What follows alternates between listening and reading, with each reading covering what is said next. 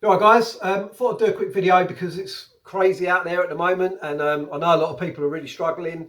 Anxiety is going to be up, and no doubt, because no one really knows what's going on. It's a very unpredictable situation, and many of us are probably faced with being stuck indoors with our families and our toddlers or little children, which is pretty worrying.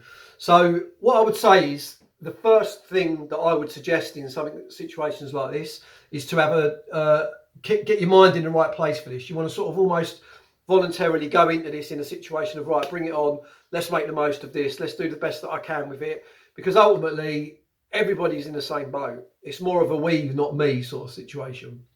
And I think, it's important to remember that, your personal struggle is, it's obviously it's a difficult thing, difficult time. But everybody's got that personal struggle. It makes it, if you think of it like that, like there's a sort of like a universal collective.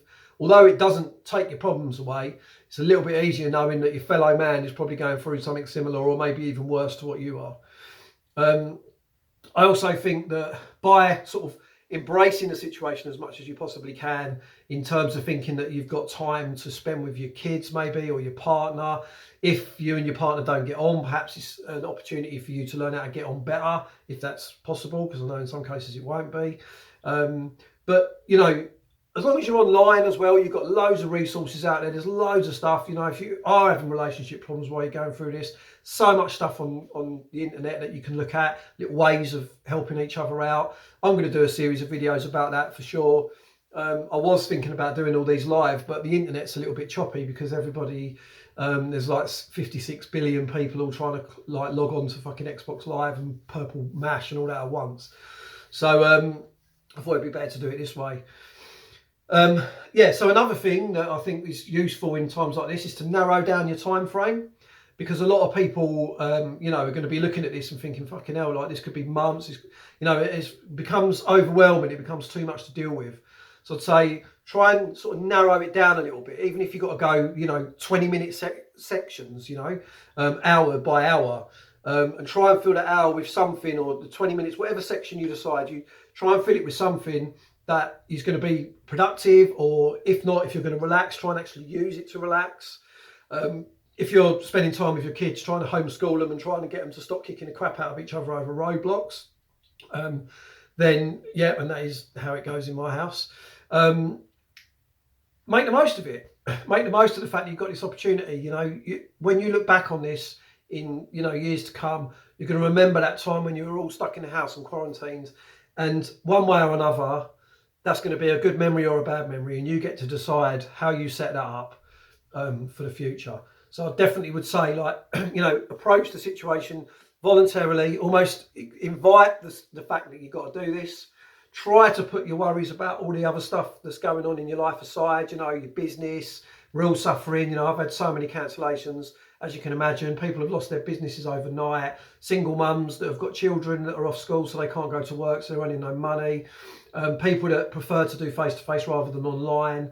All sorts of things. So, that's an example of how difficult it's going to be for me. So I know that I'm not alone, and there's people that are worse. I can do some work, so and I've got to be grateful for that. Another thing, obviously, this is very obvious to most, I guess, but it's about social media, because I know it's a little bit ironic that I'm using social media to do these videos and now telling you to fucking not look at it. But just be careful, because all the time while you're scrolling down your phone, all the things that you're seeing, whether you're paying attention or not, it's this is another thing. It's quite dangerous, because you're talking to your partner, or the adverts are on, or you're chatting to your kids or something like that, and then also you're scrolling through your phone. It doesn't mean that stuff's not going in. So you need to be aware of what you're consuming. Ultimately, if you could just leave all that, like I said in my post the other day about Tina from Watford or whatever, if you can leave those armchair experts alone and don't focus on that and don't listen to things like that, and just concentrate on the actual facts that you can find out about the situation, that's going to help you. But also, you're at home, you're stuck indoors, and yes, while it's nice to know what's going on in the outside world, if you're a person who already suffers with anxiety, or you know, any kind of negative emotions really, and you start looking into all this too much, it's going to send you loopy. You're going to be sitting there panicking, checking your phone again every 5 minutes, looking at the news feed. What's going on now? Oh my god, there's been another 45 deaths in Spain. What happens if you know? Yes, it's a fucking nightmare, but it's not helping you. It really isn't. And it's not going to, you want to, if you've got children at home, you want to be trying to create a nice, warm, cozy environment for them, because it's also going to be difficult for them. They've been uprooted out of school, you know, they're not seeing their friends and all that sort of thing. Which brings me to another point, which is try and stay in touch with people. And, you know, when you're doing that, try not to do so much of it over text, you know, FaceTime people, call them up, let them hear your voice, stay connected. Because if there's one thing that so far, I mean, obviously there's a lot of things that are kind of coming to mind and changing my perception of things a little bit with this. But one thing I'm understanding a lot more is how much of a social animal we are. Because it doesn't I feel weird like going in a shop and you've got 2 meters between you and you actually, someone coughs and everyone's like, what the fuck? You know, it's like, it doesn't feel natural, it doesn't feel right. And so we need to be connected, we need to be with people. And obviously we need to get as close to that as we possibly can. And you're going to do better if you do it over, you know, FaceTime or Zoom or call them or whatever. So yeah, and yeah, I can't really think of anything else to put into this at the moment. But as I say, I'm going to do a few more of these. But yeah, so voluntarily accept the situation, approach it with the right type of mindset. You're going to do what you can to get something out of it. Narrow down your time frame. Look at the sections that are manageable rather than looking at the indefinite possibility that you could be stuck in the house with the kids driving you mental for 3 months. Do what you can to try and get on with your partner. Just, you know, be nice to each other.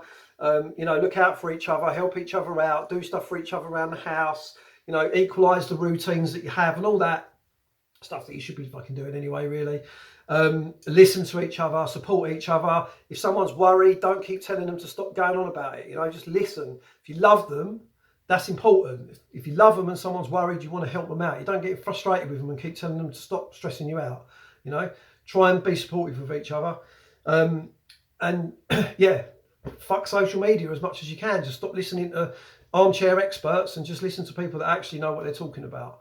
And yeah, stay tuned because I'm going to do a few more of these. All right, take care.